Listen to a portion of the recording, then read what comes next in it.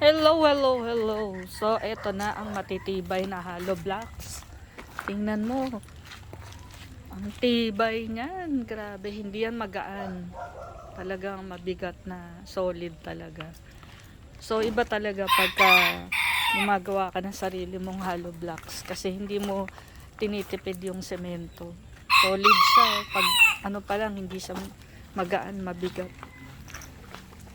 Talagang siksik ang pagkakagawa. So, ayan. Ito. Ito, oh. Ano naman, oh. Solid talaga. Tsaka mabigat. Ito. So, tuyo na kasi siya. So, okay na siya. Nililipat. So, ayan ang matibay na semento. Ito. Panggawa. Tibay siya, oh. Oh. Tigas niya. Ang bigat, ah. Mabigat siya. Gawa lang yan dito sa bahay. O, diba? Ang kaibahan nung nabibili sa labas, magaan. Ito, mabigat. Ayan.